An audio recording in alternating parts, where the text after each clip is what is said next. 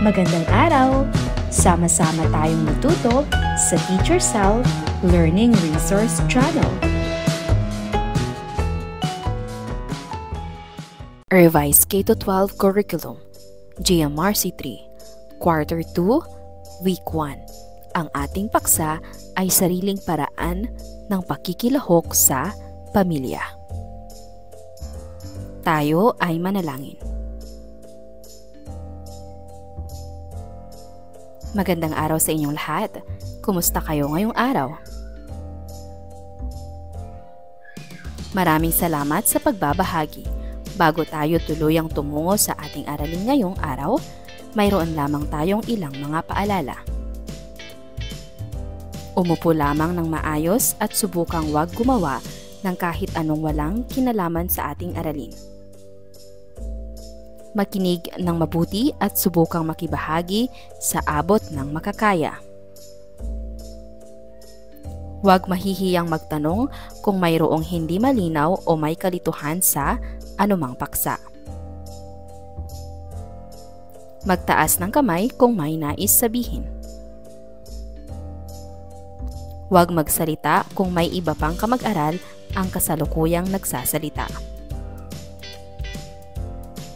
Malinaw ba? Handa na ba tayong magsimula? Pagbasnan ang mga larawan.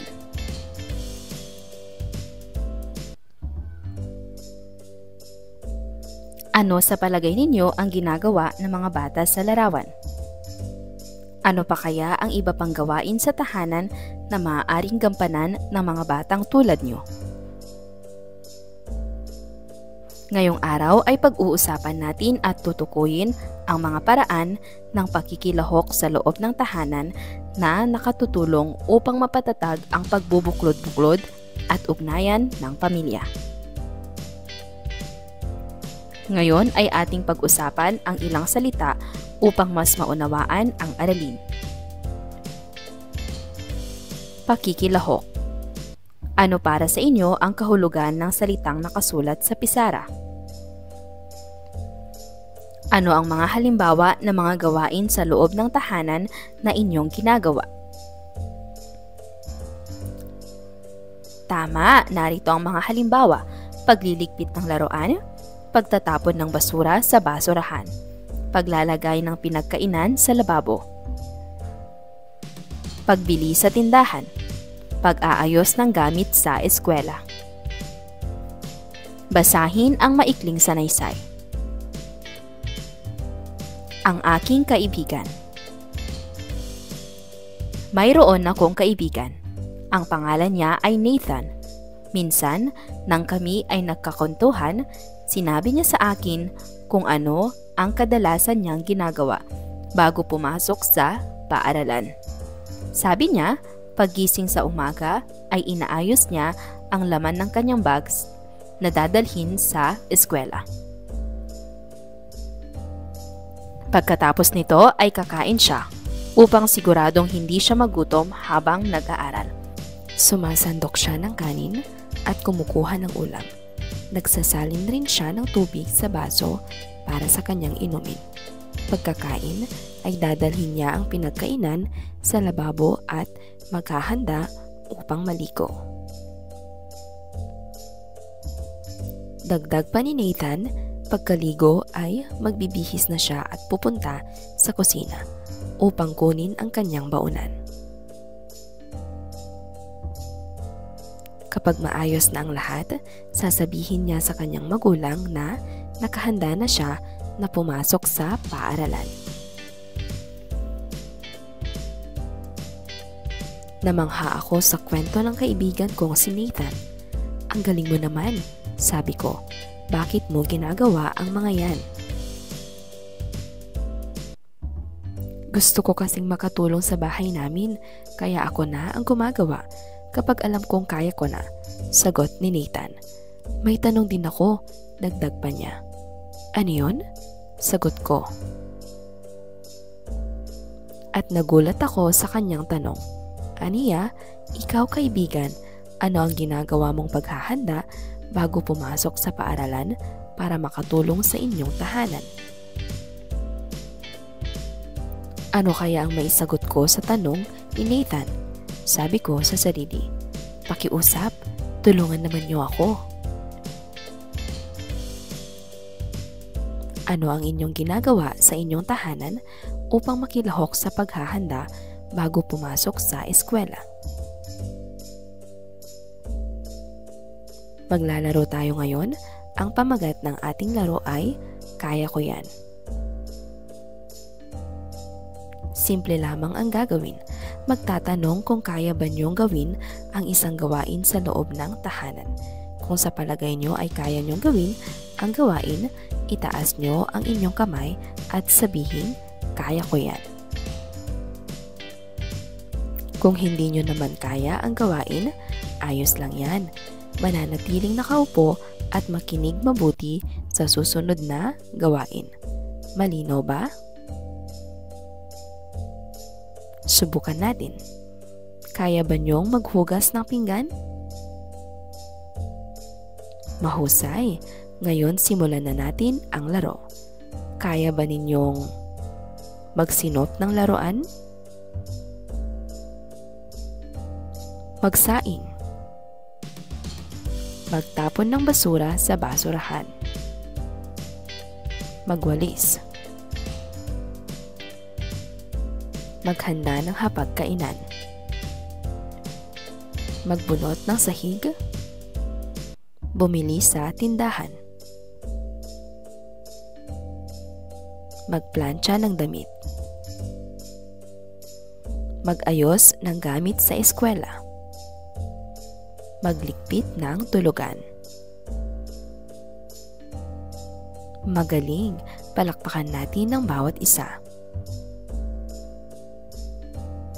Ngayon ay dadako naman tayo sa gawain isa. Ang panuto para sa gawain isa ay ito. Kumuha ng isang pirasong papel at isulat ang iyong pangalan. Maglista ng mga gawain sa tahanan na iyong ginagawa o nagagawa. Maaaring maglista ng pinakamababang bilang ay 5 at pinakamarami naman ay 10 kasagutan. Magaling, palakpakan natin ng bawat isa. Maglalaro muli tayo. Ang pamagat ng ating laro ay Kaya Ko Rin Yan. Simple lamang ang ating gagawin.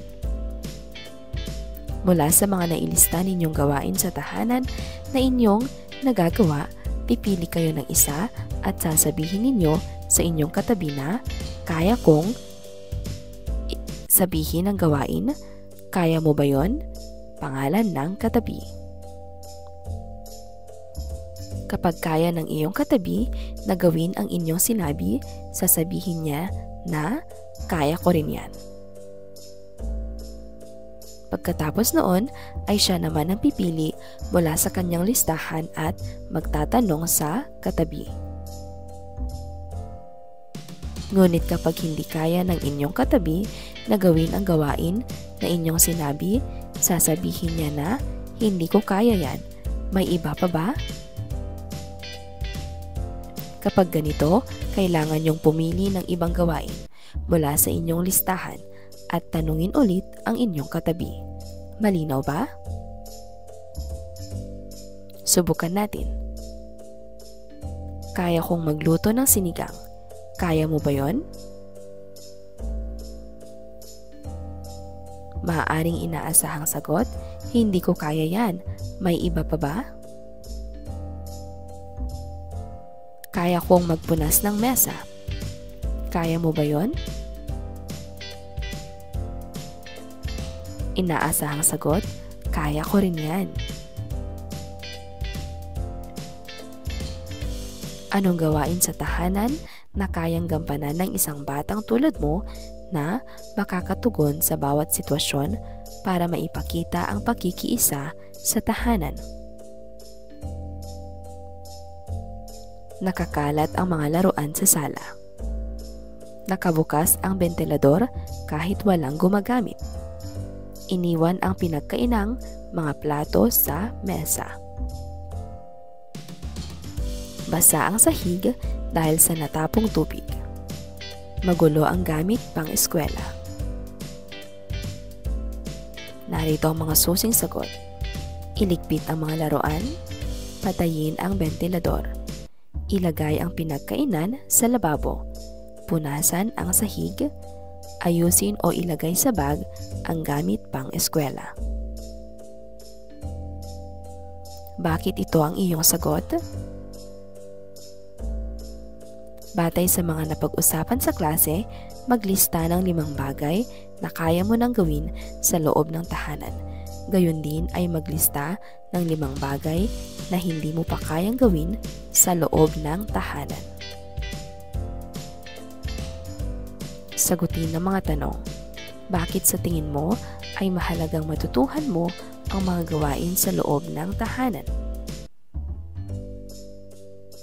Mahalagang matutuhan ko ang mga gawain sa loob ng tahanan nang sa gayon ay makatulong ako sa aking pamilya sa paraang kaya ko.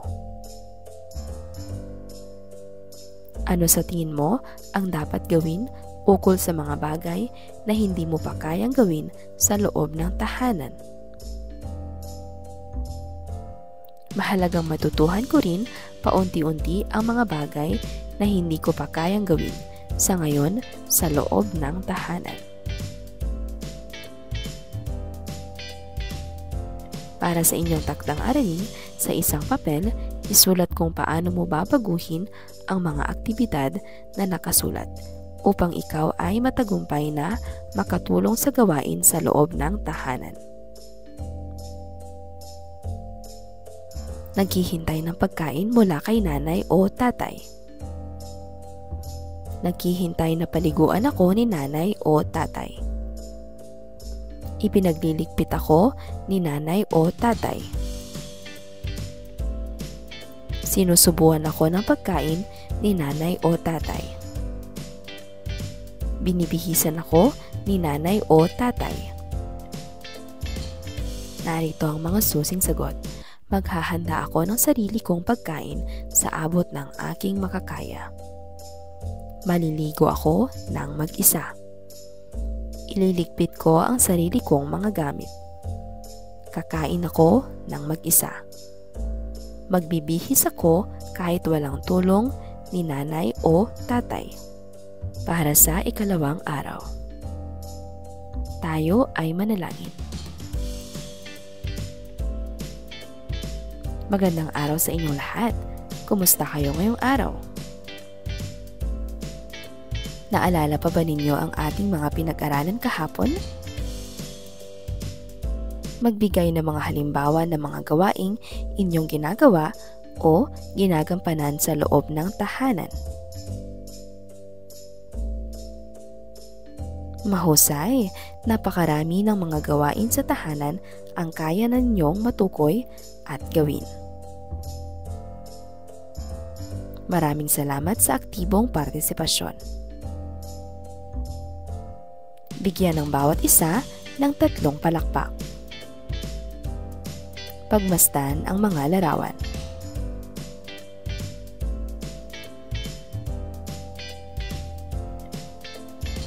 Sa palagay ninyo, saan ginagamit ang mga kagamitang nasa larawan? Maaari mo bang bigyang paglalarawan ang bawat isa? Naranasan na ba ninyong gumamit ng mga kagamitang ito? Kung hindi pa, alin sa mga kagamitang nasa larawan ang nais ninyong matutuhang gamitin? Ano pa ang ibang mga kagamitan na ginagamit sa ibang mga gawain sa tahanan? Ngayong araw ay ating namang ilalarawan ang mga paraan ng pagkikilahok sa loob ng tahanan na nakatutulong upang mapatatag ang pagbubuklod-buklod at ugnayan ng pamilya. Ngayon ay ating pag-usapan ang ilang salita upang mas maunawaan ang aralin. Pagkikilahok. Pagpapatatag.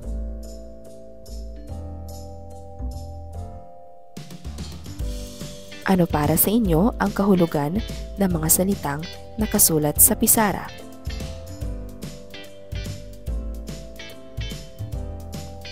Ano sa tingin nyo ang kaugnayan ng mga salita sa isa't isa? Ano ang mga halimbawa ng mga gawain sa loob ng tahanan? Tama, ito ay paglilinis, pagluluto, paghuhugas ng pinggan, paglalaba, pamamalansya. Paano kayo nakatutulong sa mga gawaing bahay na naibigay? Basahin ng maikling sanaysay. Ang tahanang makalat. Umuwi si Nathan mula sa paaralan. "Narito na po ako," sabi niya, habang papasok sa pintuan. Walang sagot, tahimik ang lahat. Nagpunta si Nathan sa sala. "Nariyan po ba kayo?" aniya. Walang sumagot sa tanong niya. Ngunit nakita niya na makalat ang sala. May mga laruan sa sahig, may mga makukulay na papel sa mesa, may pangkulay sa upuan, at kung ano-ano pa. Sunod ay nagpunta si Nathan sa kusina. "Nariyan po ba kayo?" aniya. Wala pa ring sumagot sa tawag niya. Ngunit nakita niya na makalat sa kusina. Tambak ang hugasin sa lababo. Nakakalat ang pinagbalatan ng sibuyas at bawang sa mesa. At tumutulo ang tubig sa gripo. Panghuli ay nagpunta si Nathan sa kwarto. "Nariyan po ba kayo?" aniya. Subalit wala pa ring sumagot sa tanong niya. Sa halip, nakita ni Nathan na makalat sa kwarto. Nakapatong sa higaan ang mga bagong nilabhang damit. May mga pinaghubaran din na t-shirt at shorts sa sulok, at may mga diaper at pulbo pananggatas sa sahig. "Naku, umalis yata sila," sabi ni Nathan sa sarili. "At ang kalat ng bahay namin," dagdag pa niya. "Ano kaya ang dapat kong gawin para maging malinis ang tahanan namin?" tanong niya. Tulungan natin si Nathan. Ngayon ay dadako naman tayo sa gawain isa. Ang panuto para sa gawain isa ay ito. Isulat ang check kapag kaya mong gawin ang gawain sa tahanan. Isulat ang bilog kapag kaya mong gawin ang gawain sa tahanan, ngunit may tulong mula sa iba. Isulat ang X kapag hindi mo kayang gawin ang gawain sa tahanan. Malinaw ba? Maaari na ninyong simulan ang gawain. Mga gawain sa tahanan. Magsinob ng laruan. Magsaing. Magtapon ng basura sa basurahan. Magwalis. Maghanda ng hapagkainan. Magbunot ng sahig. Bumili sa tindahan. Magplantsa ng damit. Mag-ayos ng gamit sa eskwela. Maglikpit ng tulugan. Ngayon ay dadako naman tayo sa gawain dalawa. Narito ang panuto. Punan ang patlang ng gawain sa loob ng tahanan na iyong nais na gampanan. Ibahagi sa klase kung bakit nais mong gawin ang gawain kapag natawag ng guro ang iyong pangalan. Malinaw ba? Maaari na ninyong simulan ang gawain bilang dalawa. Nais kong tulungan ang aking magulang na patlang. Nais kong tulungan ang aking kapatid na patlang. Nais kong tulungan ang aking lolo o lola na patlang. Nais kong tulungan ang aking tito o o tita na patlang. Nais kong tulungan ang aking pinsan na patlang. Anong gawain sa tahanan na kayang gampanan ng isang batang tulad mo na makakatugon sa bawat sitwasyon para maipakita ang pagkikiisa sa tahanan? Nagpiprito ng isda ngunit naubusan ng mantika. Naglalaba ngunit walang mapagsabitan ng damit. Nagwawalis ngunit walang mapagtapunan ng basura. Naghuhugas ng pinggan ngunit puno na ang lababo. Namamalansya ngunit walang mapaglagyan ng damit.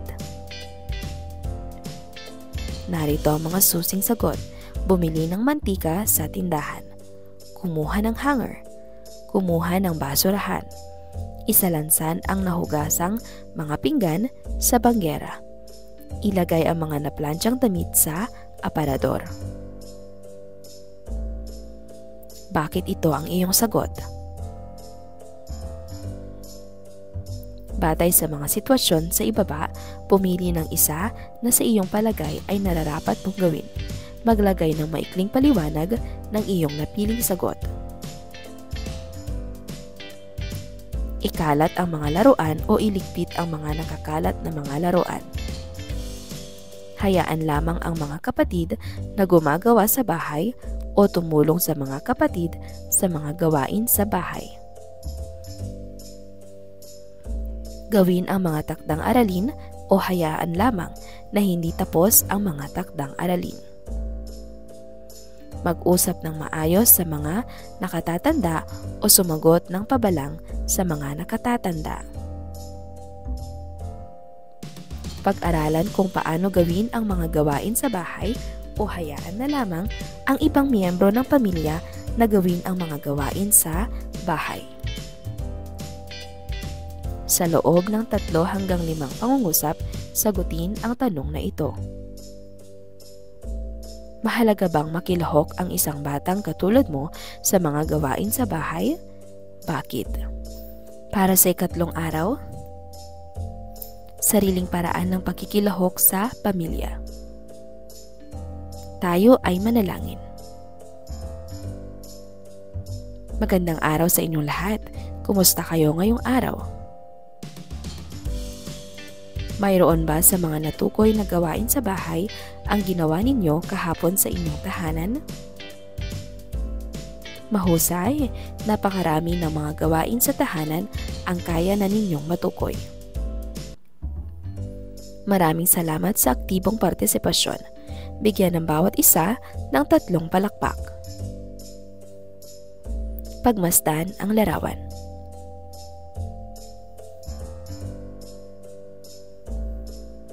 Sino-sino ang mga miyembro ng pamilya na kasama ninyo sa inyong tahanan? Ano ang mga gawain sa tahanan ang ginagawa ng bawat isa kasapi ng inyong tahanan?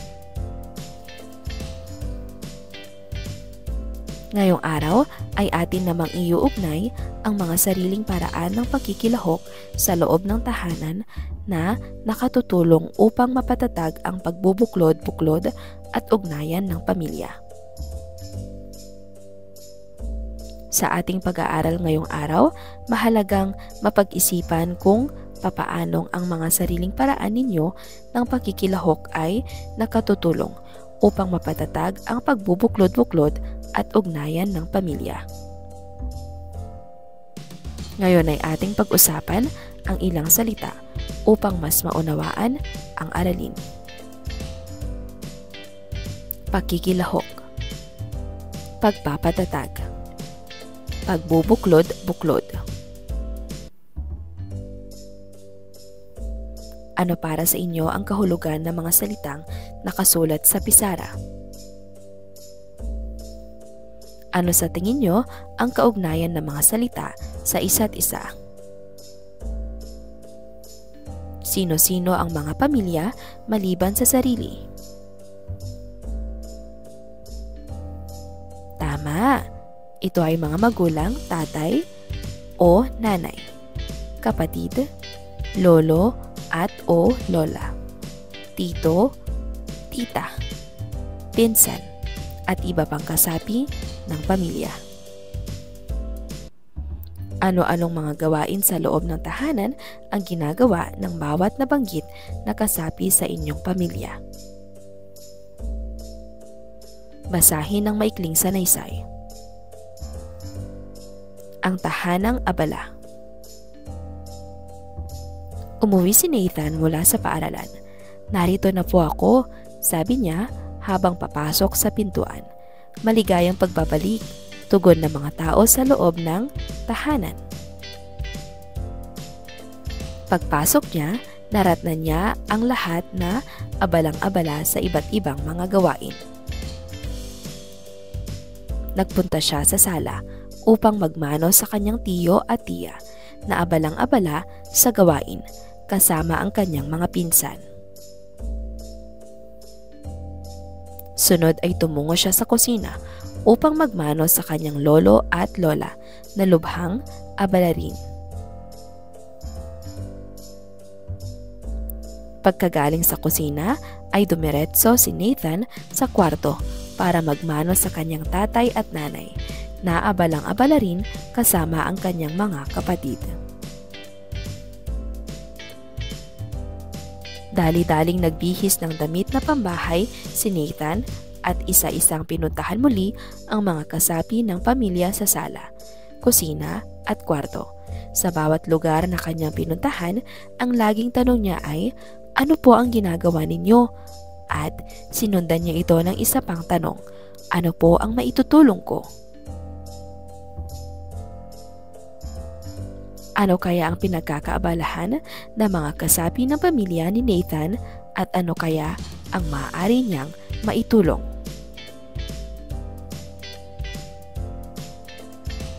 Paano kaya nakatutulong sa mga gawaing bahay kasama ang inyong magulang, tatay at o nanay, kapatid, lolo o lola, tito o tita, pinsan? Ano ang mga gawaing pinagkakaabalahan ng mga kasapi ng pamilya ni Nathan? Paano kayo nakakatulong sa gawaing bahay kasama ang mga kasapi ng inyong pamilya? Ngayon ay dadako tayo sa gawain isa. Ang panuto para sa gawain isa ay ito. Basahing mabuti ang bawat pangungusap. Puna ng bawat patlang ng nararapat na gawain sa tahanan. Sundan ang halimbawa. Huwag mahihiyang humingi ng tulong sa guro kung hindi alam ang gagawin. Subukan natin ang halimbawa. Halimbawa, si tatay ay patlang. Hindi ko kayang patlang. Ngunit kaya kong patlang para makatulong kay tatay.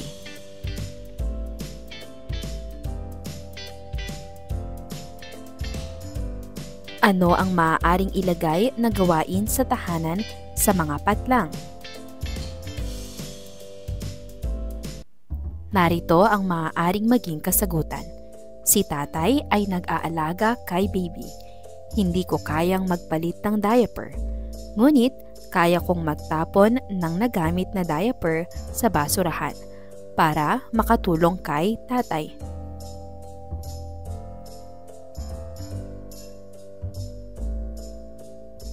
Malinaw ba? Maaari na ninyong simulan ang gawain. Si nanay ay patlang. Hindi ko kayang patlang, ngunit kaya kong patlang para makatulong kay nanay.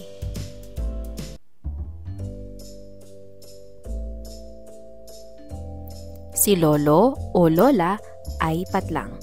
Hindi ko kayang patlang, ngunit kaya kong patlang para makatulong kay lolo o lola.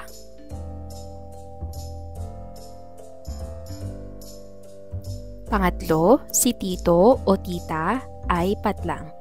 Hindi ko kayang patlang.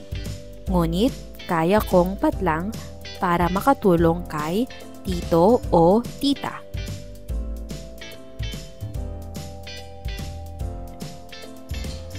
Si kuya o ate ay patlang. Hindi ko kayang patlang. Ngunit kaya kong patlang para makatulong kay kuya o ate. Si pinsan ay patlang. Hindi ko kayang patlang. Ngunit kaya kong patlang para makatulong kay pinsan.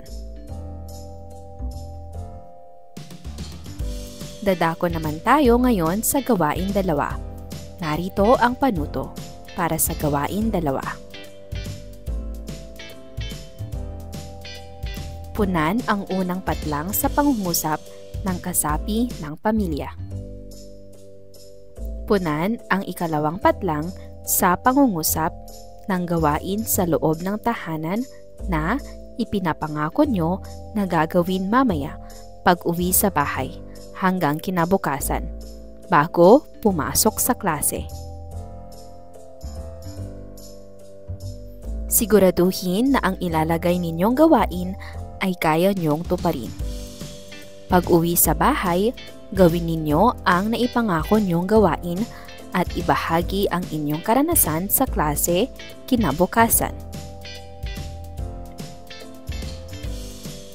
Halimbawa, tutulungan ko si patlang na patlang. Maaaring sagot, tutulungan ko si nanay na magtupi ng nilabhang damit. Malinaw ba? Maaari na ninyong simulan ang gawain 2.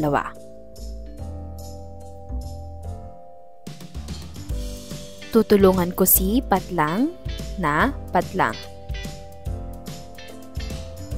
Ganoon rin sa pangalawa, pangatlo, pang-4, at pang-5.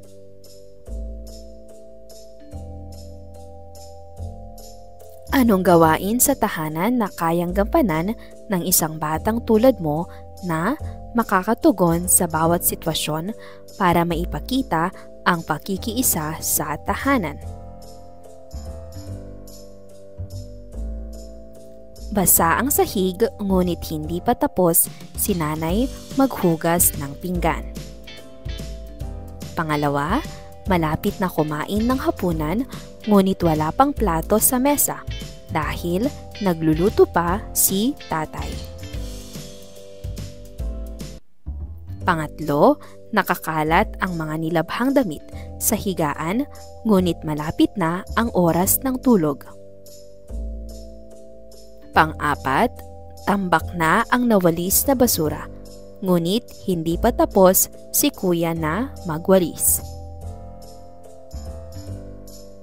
Magulo ang iyong gamit pang-eskwela, ngunit hindi pa tapos si ate gumawa ng kanyang assignment o taktang aralin.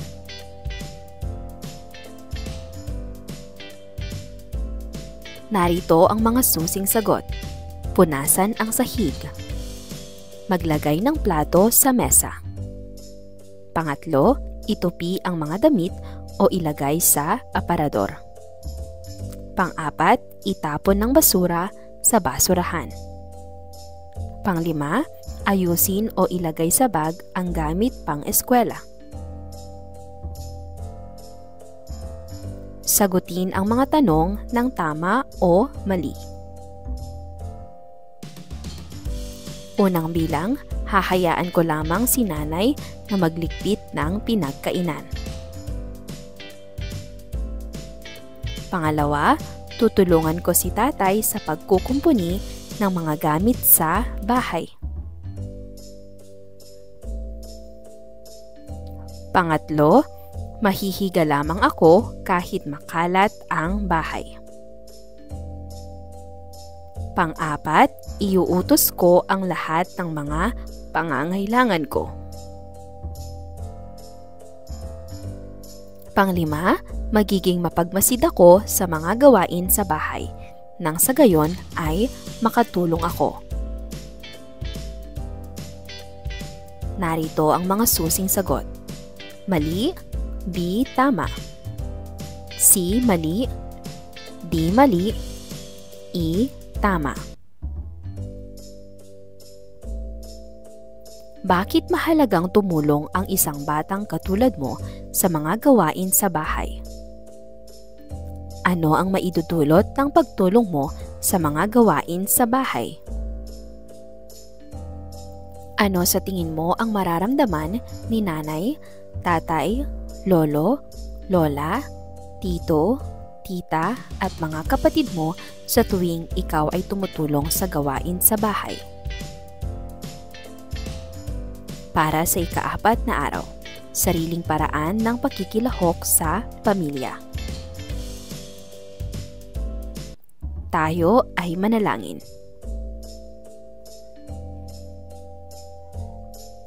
Magandang araw sa inyong lahat. Kumusta kayo ngayong araw? Naalala pa ba ninyo ang ating mga pinag-aralan kahapon? Humarap sa katabi sa upuan. Ibahagi mo sa iyong katabi kung paano ka tumutulong sa mga gawain sa tahanan, kasama ang iyong magulang, tatay at o nanay, kapatid, lolo at o lola, tiyo o tiya, pinsan, at iba pang kasapi ng pamilya.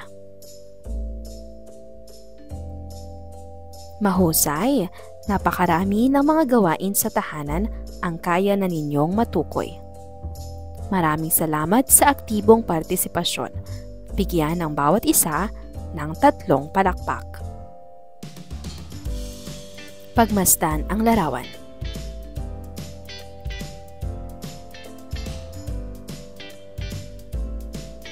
Maaari mo bang ilarawan ang iyong nakikita sa litrato?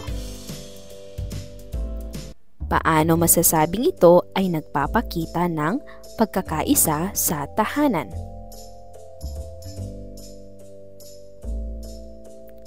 Ano pa ang ibang halimbawa ng pagkakaisa sa tahanan?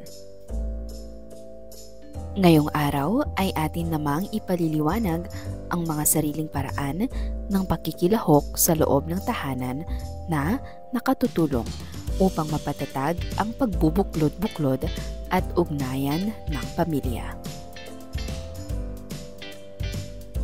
Sa ating pag-aaral ngayong araw, mahalagang mapag-isipan kung bakit mahalagang makilahok sa mga gawain ng pamilya. Ngayon ay ating pag-usapan ang ilang salita upang mas maunawaan ang aralin. Pakikilahok, pagpapatatag, pagbubuklod-buklod, ugnayan ng pamilya. Ano para sa inyo ang kahulugan ng mga salitang nakasulat sa pisara? Ano sa tingin ninyo ang kaugnayan ng mga salita sa isa't isa? Ano ang pagkakaintindi ninyo sa salitang pakikiisa? Pagtulong, pakikibahagi, pakikisama, pagsunod, pag-aambag. Paanong ang itinutulong nyo sa mga gawaing bahay ay uri ng pakikiisa? Basahin ang maikling sanaysay. Pakikiisa sa pamilya. Nagkukwentuhan muli kami ng aking kaibigan na si Nathan. Nathan, may ikukwento ako sa'yo. Masaya kong bungad sa kanya. Ano yun? Sagot ni Nathan. Napag-isipan ko kasi yung mga ikinento mo noong isang araw. Kaya sinubukan ko rin na tumulong sa mga gawain sa aming tahanan. Ang sarap pala sa pakiramdam na nakikiisa sa pamilya. Sabi ko, talaga? Kwentuhan mo naman ako. Tugon ni Nathan. Halika, kwentuhan natin si Nathan. Tayo ngayon ay magkakaroon ng pagbabahaginan. Naaalala ba ninyo ang inyong mga ipinangakong gagawin kahapon?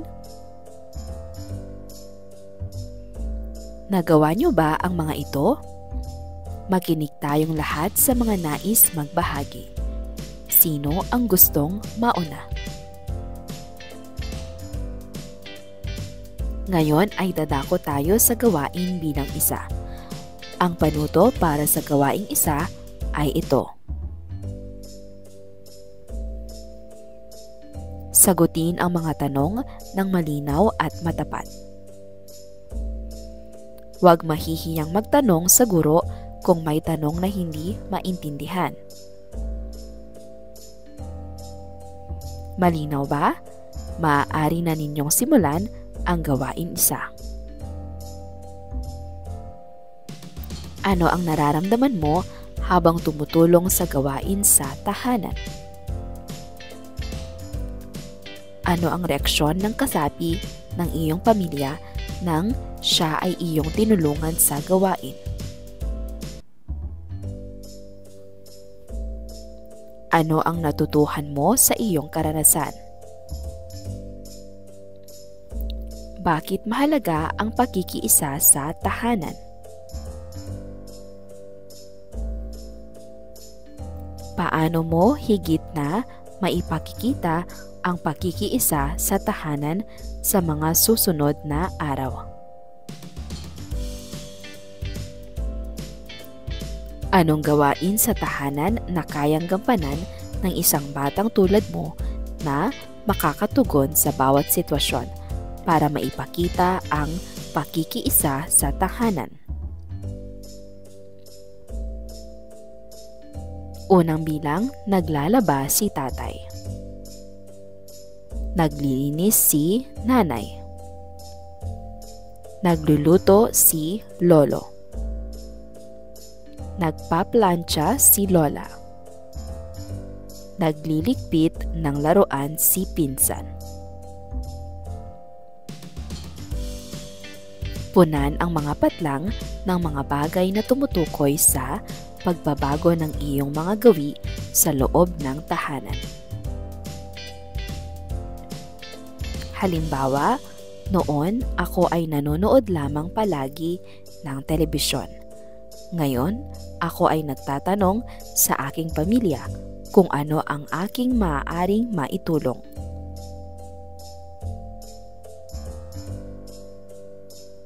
Kapag naglilinis ng bahay, noon ako ay patlang.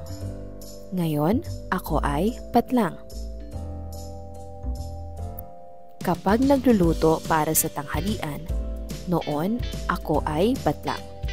Ngayon, ako ay patlang. Kapag naghahanda para pumasok sa eskwela, noon ako ay patlang. Ngayon, ako ay patlang. Kapag naglalaba ng mga maruming damit, noon ako ay patlang. Ngayon, ako ay patlang.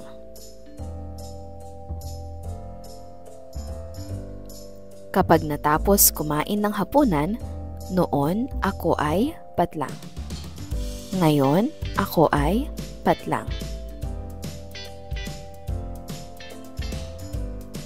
Ano sa tingin mo ang mararamdaman ng iyong nanay o tatay kung sila ay tutulungan mo sa mga gawain sa bahay? Sa iyong palagay, nais mo rin bang may tutulong sa iyo kapag ikaw naman ang nangangailangan nito? Sa iyong palagay, ano ang magiging pangmatagalang epekto ng isang pamilyang pinatatag ng pagbubuklod at pag-uugnayan.